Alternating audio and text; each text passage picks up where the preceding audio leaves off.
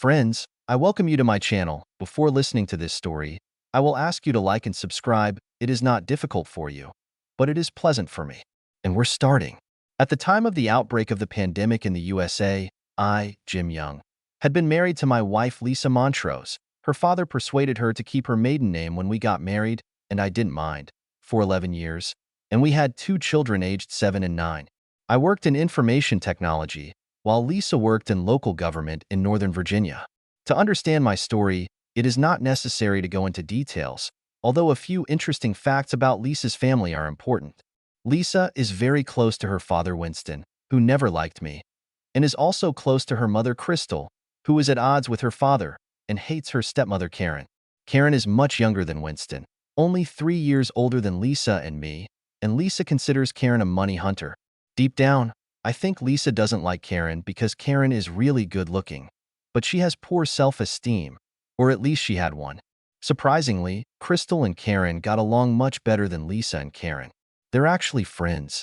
I got along well with both Crystal and Karen, but I hate Winston just as much, if not more, than he hates me. I think Winston is an asshole and a braggart, and I don't like the way he treats Crystal and Karen, and he doesn't like me primarily because I confront him and tell him off to his face for the way he treats Crystal and Karen. If he could kick my ass, he would, but he can't, if only because I'm twice as strong as him and he's not a martial arts expert.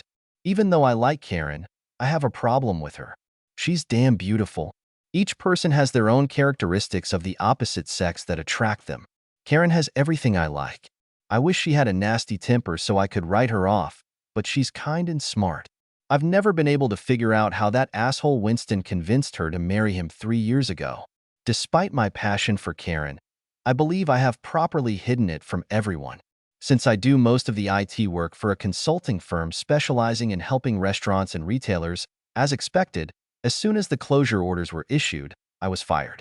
Although our family is financially responsible, we did not have the savings to last more than 6 months without my at least some kind of monetary contribution. So I started looking for another job where they would pay decently, although, obviously, not as much as in my IT job. But at the same time they allowed I wish I could at least help with the children's homeschooling. It turned out that most of the jobs that became available were related to the fight against the pandemic, and I like the contact tracking job the most. Contact tracing is part of the process of helping patients with suspected infection or with a confirmed diagnosis. Vacancies for specialists in all infectious diseases, especially sexually transmitted diseases, have been around for a long time, but due to the pandemic, the demand for them has increased significantly. Typically, during a pandemic, Contact Tracker works with those who have tested positive for the new coronavirus to help them remember everyone they had close contact with during the period when they may have been infected. Then, the contact tracking system warns the contacted persons about their potential infection as quickly and delicately as possible, without identifying the person who is infectious, and tests the potentially contacted persons for diseases. Knowledge of information technology can help with contact tracking, as most of the work is done electronically, including using mobile phone and social media data, especially for patients who don't seem to be very honest about disclosing information about everyone they had close contact with. So I was hired after a couple of days after the outbreak of the pandemic.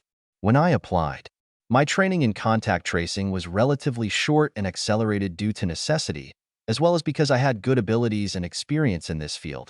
So I started working 2 weeks after I was hired.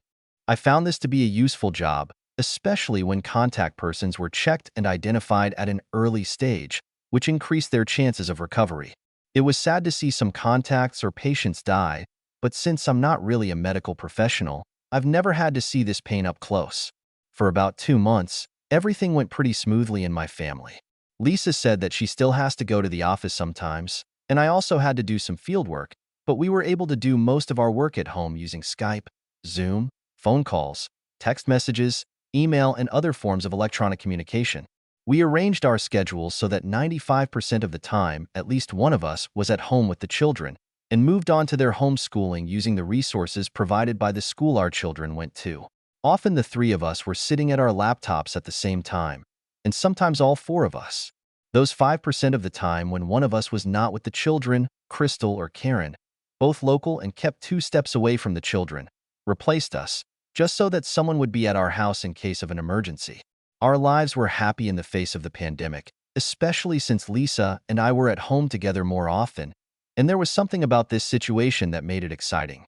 We could pretend that we're one of the few couples stuck on Mars, and we need to populate the planet, she giggled one night when she went to bed. I knew she was protected because I had seen the bill for Depo-Provera just 2 weeks earlier, but I played along with her. That is, our lives were as happy as possible during the pandemic, until 2 days after the epic lovemaking session described above. I was assigned John Upton as a patient. I was unhappy with John's answers when I talked to him on the phone. I felt like he was hiding something. I stressed to him the importance of being frank with me and arranged a personal meeting. When I met John, we were in the park, 2 meters apart from each other. I was not wearing a special suit, but I had an antivirus mask, gloves, a protective face mask, and a paper robe. He was wearing a mask too, so I couldn't really see his face, but I thought I recognized his eyes. It turned out that he worked in the building next to Lisa's house, so maybe I saw him in the area. We talked for a while, and I started harassing him to get him to tell me everything. The last statement that prompted him to do this was this: "If you don't tell me about someone, and later it turns out that he died of an illness when he could have been saved if he had been helped earlier, this will turn into a police investigation, and you may be charged with manslaughter." I have no idea if this statement was correct, but I assumed it was, so I didn't hesitate to tell him if it would make him open up. After a pause, during which he stared at the floor, Upton looked up and said, "Now everything I say is confidential, right? All you can do is ask someone to take the test and say that I am not the source?" "Absolutely," I replied, "because that's how it should be." When he finally opened up, he became an ordinary chatterbox Katie. After he gave me a list of about 10 people, told me about his relationship and last contact, with an exact date if possible, with each of them, as well as their contact information, as far as he knew, he stopped. I could say that wasn't all. "Look, John, I know you're hiding something. Everything will remain confidential, so I need information. Remember what I said about the police investigation?" I chided. Upton sighed, and then, without looking me in the eye, he said, "I recently had a bed relationship with 2 married women who, I believe, kept in touch with their husbands and children. One of them is Martha Elwell, and the other is Lisa Montrose." Because Upton was looking down, he didn't notice how I looked up from my iPad when he said my wife's name.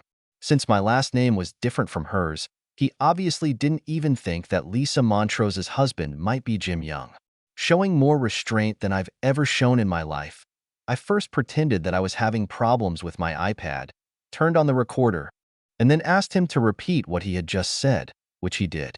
Then I started asking him about both women. "How long did you have a bed relationship with Martha Elwell?" I asked, staring at my iPad. Why is this so important?" "What is it?" he asked stupidly. "Because setting the exact date of infection is not an exact science, and since bed relationships lead to the disease manifesting in different ways," was my deadpan and deceitful answer. "Since October last year, when the disease was not even known in China, you don't need more, do you?" he replied. "No, that's good," I replied, feeling sweat start to show under my protective mask. I asked him a few more questions about Martha Elwell, and then moved on to what was most important to me. "How long did you have a bed relationship with Lisa Montrose?" "Since last year, just before Christmas." "When was the last time you had sex with Lisa Montrose?" 5 days ago." "How many times have you made love to Lisa Montrose from the beginning of last year before Christmas to the present?" I don't remember exactly," Upton replied. "Maybe 8 or 9 times." "Where did you make love to her?" "Every time it was in my apartment, which is located a block from the buildings where we work. She showed up at her office for a while and then came to me," he replied in a voice that made my skin crawl, because he was so cheerful, as if he was recalling pleasant memories. "Was anyone else present?" "No, just Lisa and me.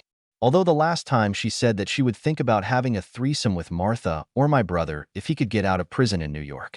I cringed, sweated even harder, and felt my throat tighten. After a few seconds, I got over it.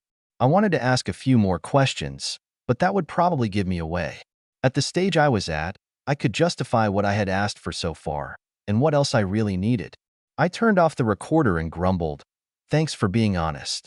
I will be in touch, and do not forget to avoid contact with everyone until you receive a health certificate. so as not to infect others. This is especially true for Martha and Lisa. If their test turns out to be positive, will I be able to make love to them? He actually asked, showing what a complete asshole he was. Not until you all come to your senses, I chuckled. Fortunately, secular greetings and goodbyes no longer allowed handshakes, because if I had touched him, I would most likely have killed him and gone to jail for it. After warning him, I just turned around and left. On the way home, I experienced more contradictions than I had ever experienced in my life. I was obliged to keep the information I received from Upton a secret, but how could I not notice the betrayal of my bitch wife, who may have infected my children with the new coronavirus? By the time I got home, a plan had formed in my head. The first step was to inform everyone Upton had been in contact with about the possibility of infection, and the second was to conduct an examination of my family. Within an hour, I called or emailed everyone Upton knew except Lisa. When I talked to Martha Elwell, she was particularly upset. Is John Upton the person who tested positive? She sobbed into the phone. I'm sorry, Mrs. Elwell, but I can't name this man. If you have any suspicions that this is John Upton, you should ask him directly, I replied. I hoped that the fact that I repeated his name in response and even underlined it would be enough for her to check. I was hoping that somehow she would find a way to hurt him. Because I worked for the Department of Health, I was able to get my family tested immediately, including Karen, Winston, and Crystal. By immediately, I mean the same day that the most accurate test that could have been performed, and which was performed, within an hour was performed. Lisa, me, both children and Karen tested positive. Winston and Crystal did not, although they were given 2 different tests. After the consultation, despite Lisa's objections, we decided that Karen should move in with us during the quarantine period. I realized that I couldn't be polite to Lisa, so I tried to just ignore her. This made her especially angry when I was extremely nice to Karen by helping her move into the guest room. When we went to bed, Lisa attacked me. Why are you acting like a jerk, like you're blaming me, when it's more likely that you're the source of a new infection in our family? Really? I growled. I have not had extramarital lovemaking with an infected person. Can you say the same thing? She flinched, but then came to her senses. What the hell is that supposed to mean? She snapped. I do not know, Lisa. You're a smart woman.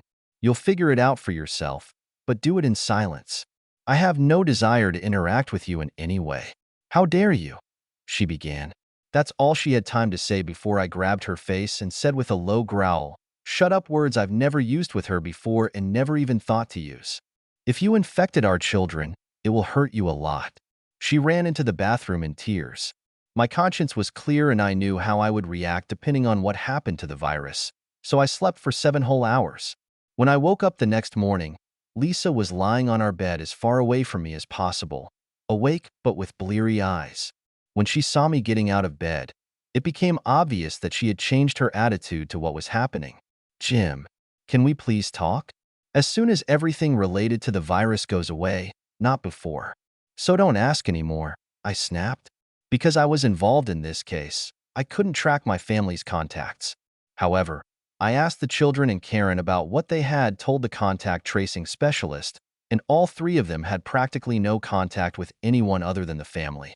In addition, all my friends were wearing protective clothing, which left me in no doubt, although I already had no doubt, that Lisa was the source of infection in our family. Over the next few days, there was both justice and injustice in this case. Justice. Lisa developed serious symptoms within 2 days of being examined. As a result, she ended up in the intensive care unit of the hospital. Moreover, Karen, my son and I had no symptoms, and all our vital signs were positive, and according to our doctor, we are likely to remain so. Injustice. My little girl was not feeling well the day Lisa was admitted to the intensive care unit, and the next day she was also admitted to the hospital. That evening, when my son went to bed, Karen and I had a long conversation. Jim, you're probably wondering why, despite my positive test result, Winston doesn't have it, Karen said. I thought it was just luck, I replied. There's probably more to it than that, she chuckled. We haven't been close for months. I know you don't like him, and over the last year I figured out why you don't, and to be honest, I almost hate him now. I should have listened to Crystal when she told me not to marry him. Her last statement stunned me. I was slightly, but not completely, surprised by the rest of her statement. Are you going to divorce him? I asked. Yes, it is. As soon as society returns to normal, that will probably be the first thing I will do, she replied. What about you and Lisa? I was a little surprised by this question. What do you mean? I think you know. You somehow found out that Lisa was cheating on you. What makes you think that, Karen? The way you reacted to her and treated her when you told me about the possibility of new coronavirus infections and the family told me about it. In addition, and I apologize for not telling you about this earlier, last Christmas, I overheard part of Lisa's conversation on her mobile phone, which aroused my suspicions, and during the pandemic, events occurred that strengthened me in this opinion, Karen replied. If I get some evidence that I can use, I'll go the same way as you, I replied. Her mobile is here. Can a tech guy like you learn something from it? She smiled, handing me Lisa's mobile phone. I raised my eyebrows in surprise and then hesitantly took Lisa's cell phone from her. I'll take a look. Just to make sure she was honest with the contact finder about who she has, I smiled. Of course, it was a lie. I wanted to know if she had talked to Upton and other potential buddies on the phone. As an information technology specialist, I hacked her password, which took about 8 minutes, and got into her phone. There were quite a few canceled messages and emails. About 3 hours later, I stayed up late that night. I managed to discover explicit correspondence with Upton and 2 other potential hookup buddies, with the first of whom Lisa apparently stopped communicating 18 months ago, and with the second, with whom Lisa apparently stopped communicating about 9 months ago. Using Lisa's phone, I sent messages to both guys I considered potential hookup partners, asking if they wanted to resume a relationship. The first one never answered. The second one, Josh Martin, replied the next day. After exchanging about 20 messages, I arranged with him to meet Lisa about a couple of kilometers from my house after sunset. Martin was stupid enough to send me a recent photo of himself so that I would know what he looked like. In fact, I knew more about him than I would have liked. After searching on social media, I found out that he is also married. Before my meeting with Martin, there was a little more justice. After my daughter was given an experimental drug that seemed to work well on children, she returned home from the hospital. Karen, my son and I were tested again, and we still tested positive, but without any symptoms, and our doctor repeated what she had told us earlier. She did not expect us to ever have symptoms, and we would be fine after the quarantine period. Lisa was still in the hospital on a ventilator. Karen looked after the kids while I went to Lisa's meeting with Josh Martin. Karen promised to provide me with an alibi if I needed one, and to support me if I wanted to talk about it. Nowadays, when people wear masks, safety glasses, and other face masking devices, it is very easy to hide their identity. Therefore, Martin was completely unperturbed when someone wearing a mask and goggles approached him in the park that I had set up for a meeting. By the time he realized something was wrong, I had him in a chokehold. Using a voice-altering device and hiding the microphone under a mask, I explained the matter to Martin. Josh, I assume you want to live. If you want, nod your head, because the pressure I'm putting on your neck right now probably doesn't allow you to answer clearly. He nodded his head as vigorously as he could. I'm going to loosen my grip just enough for you to talk. If you try to break free, I'll strangle you. Okay? He nodded again, and I loosened my grip slightly and turned on the recorder. Did you have an affair with Lisa Montrose? Yes. When did it start, and when did it end? It started about 1.5 years ago and ended about 9 months ago. I continued to ask about how it all started and ended, who was the aggressor, where they met, at what time, and how many breaks they had. In conclusion, I said, now I'm going to strangle you until you lose consciousness. You'll be unconscious for about 20 seconds, and then you'll come to your senses. If you ever talk to Lisa again, you won't come to your senses next time. Understood? He nodded his head. Besides, if you tell anyone about our meeting, your wife will know about what you just told me. If you keep quiet, she won't know it. Understood? He nodded again. I strangled him until he lost consciousness, and then I left. As soon as I got home, I threw all my outerwear in the neighbor's trash can and deleted all recent messages to and from Martin so that they could not be restored. The next day, another form of justice appeared. My big boss at my IT job called me and told me that my immediate boss had decided to retire, and he offered me this job with immediate opening, especially since some restaurants and other businesses in other regions of the country, where we also did business, resume their work. Since most of my work could be done at home if I came out of quarantine within the next week or so, which was expected, I was ready to work. He really appreciated my contact tracking experience, which I still did part-time at home, as a positive one. That evening, when the children went to bed, another form of justice took place. Karen sat me down in the living room and asked me to tell her about Lisa. I sighed heavily and then told her about John Upton, without revealing that I had received confidential information from contact tracking, but only information that I had received from her mobile phone, Josh Martin, and a third guy whom I suspected, but about whom I had no reliable information. She was very responsive. Then I switched roles with Karen and asked her about her situation with my father-in-law Winston. She readily talked about all the problems she had with him. She also said that these were the problems that Crystal had, and that was why Crystal divorced him. Karen couldn't believe she was naive enough to marry Winston, but he caught her at a very vulnerable time in her life, when her first husband had just died and she had no self-esteem. Now that she was feeling better, there was no doubt that she was going to divorce Winston. So, what conclusion can be drawn about you and Lisa? Karen asked. I don't see any way to keep the marriage with her. I think I can get physical custody of the children because she put their lives in danger by having an affair with John Upton, who tested positive for the new coronavirus. But anyway, how can I stay married when she's had at least 2 affairs, and maybe in more? And what are you going to do to defuse in light of your divorce? Karen asked in a very passionate voice, stroking me with her index finger. I smiled broadly. I'll have to find someone else, but not for one night, but someone I can love. Are you accepting candidates for this job? She asked, looking into my eyes and stroking me. It's too good to be true, flashed through my mind. I hesitated for a few seconds, while she continued to look at me more into my soul than just into my eyes. There was no choice. I imprinted on her lips the most passionate kiss I was capable of. She returned the kiss just as passionately. When we broke off the kiss, I grinned, "You're a damn good kisser." As soon as she came to her senses, a devilish grin appeared on her face. She put me completely on the bed and with more force than I thought she was capable of, turned me over on my back. That's when I realized what she meant when she bragged. This woman must have been doing Kegel exercises all her life. In the end, we both lay in silence. Karen was lying on top of me. I experienced the most intense euphoria I have ever experienced in my life. Sometime later, she rolled off me and smiled when we were face to face. You know exactly how to back up your bragging, I chuckled. After we exchanged a few more kisses, she giggled. I bet you do, I laughed. If you have some lube, I'll prove it, she retorted back. I went to the bathroom and got some lotion. When I woke up the next morning, Karen was gone. I knew this would happen. She loved my children as if they were her own, and she wouldn't want them to see her in my bed. When I got my ass out of bed, still euphoric and at the same time devastated by the phenomenal experience of the previous evening, both the kids and Karen were laughing in the kitchen. Karen and I hugged chastely and kissed on the cheek when I growled something in her ear, as a result of which she playfully slapped me and mouthed, "Children shouldn't know." Of course, she was right. After I hugged and tickled each child, Karen said, "If you want toast and oatmeal, have a seat," which I did.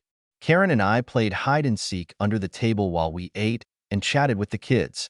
When breakfast was finished, I cleared the table and either washed or put all the pans, plates, and glasses in the dishwasher, while Karen took the children outside to study before going online or doing homework. I worked in the morning while Karen was busy with the kids, and then I cooked lunch. After lunch, she sent the children to play in the backyard, where we could look after them, and once again warned them not to communicate with other children. As we stood side by side watching the children through the kitchen window, I hugged her. "You're a goddess," I muttered, nibbling on her earlobe. Did I do well enough to have my application seriously considered? She giggled.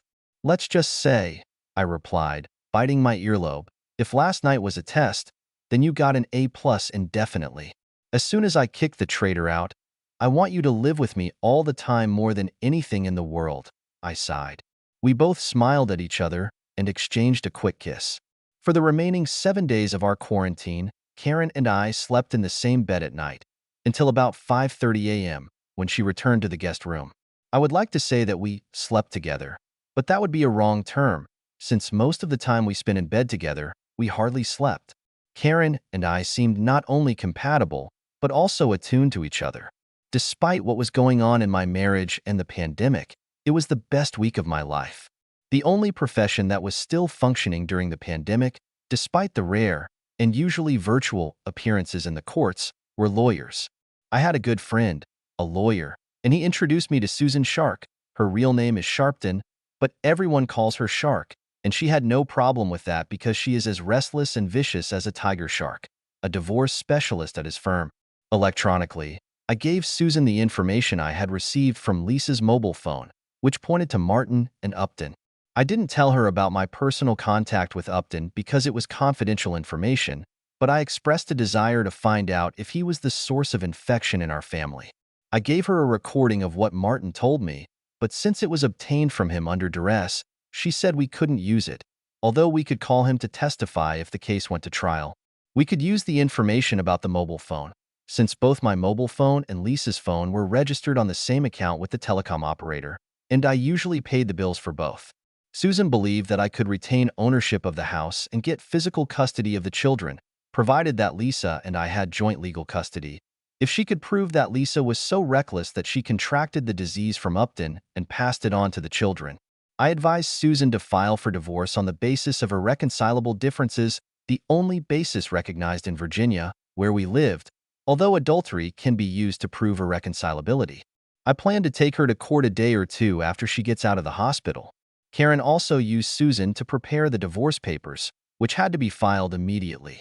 As soon as the quarantine was lifted, Karen, the children, and I had negative test results. Karen did not return to Winston's house. She told him that I needed help with the kids, especially since I had to go to work for a few hours every day to do tasks that I couldn't do at home. Karen even refused Winston when he begged, whined, and threatened, demanding her return. A day later, he was handed the divorce papers. 3 days after the end of the quarantine, Lisa was discharged from the hospital. I told Winston on the phone that I was picking her up and taking her to his house to stay. "What are you talking about? What is it?" he asked. "I'm divorcing your daughter, and she needs a place to stay, so I'll give her a ride to your house. I'll bring the kids to visit her early tonight." I hung up before he could answer. When I took Lisa away, it was not surprising that she had lost a lot of weight, and she had nothing much to lose when she was admitted to the hospital. After we took off our masks in the car, she bent down to kiss me, but I turned my head and her lips touched my cheek. A strange expression appeared on her face, and she said, "It seemed to me that you didn't make much effort to contact me at the hospital. I know that the rules related to the disease did not allow you to see me, but I was expecting some kind of electronic communication. I've tried to get the kids to contact you as often as possible," I snapped. "But you didn't do it," she snapped. "I didn't see the need for that, since I'm going to divorce you," I replied dryly. "What the fuck?" she growled. "Why?" "Because you've made love to Josh Martin, John Upton, and probably others. You probably contracted the disease that you passed on to the rest of the family, including sending our daughter to the hospital from one of your lovers," I snapped back. Lisa was silent for a while. "Why do you think that?" "Your phone says it all by itself," I chuckled, although there was nothing funny about it. After a long pause, Lisa asked, "Are you ready to throw away 11 years of marriage and expose our children to the stress of divorce because of a couple of fleeting hobbies that meant nothing?" I chuckled. "They meant something to me. I'll drop you off at your dad's house." When we arrived at his house, Lisa did not want to get out of the car, but I finally persuaded her to get out, saying that I would bring the children early in the evening. I was a really nice guy and helped her up the steps to Dad's front door. From that moment on, he took over. If his looks could kill, I'd be dead. But instead, he just grumbled something about being glad to get rid of Karen and me. Of course, there were some skirmishes before everything settled down. At first, Winston and Lisa made a fuss about challenging the divorces. However, 1. We submitted a report by a contact tracing expert, in which it was determined with a 90% probability that Upton was the source of infection of our family with the new coronavirus. 2. Crystal supported Karen's accusations of emotional abuse by Winston. 3. The whole family found out that the delay in paying insurance led to Upton becoming the source of infection of our family with the new coronavirus. What Karen received as a result of the death of her first husband equalized her financial capabilities with Winston's finances, so she did not ask him for any money.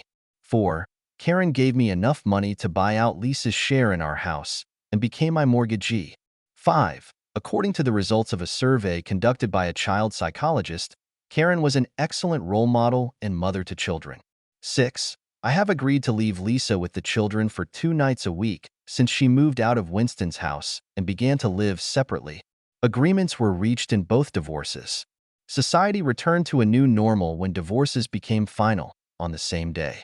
The very next day, Karen and I got married in the presence of a justice of the peace. Crystal and my brother were witnesses and went on a 10-day honeymoon to Aruba, while Crystal and Lisa took turns looking after the children. There were only 2 problems on this honeymoon. 1. I started to get jealous when Karen was on the beach topless on Renaissance Island because so many guys were staring at her. 2.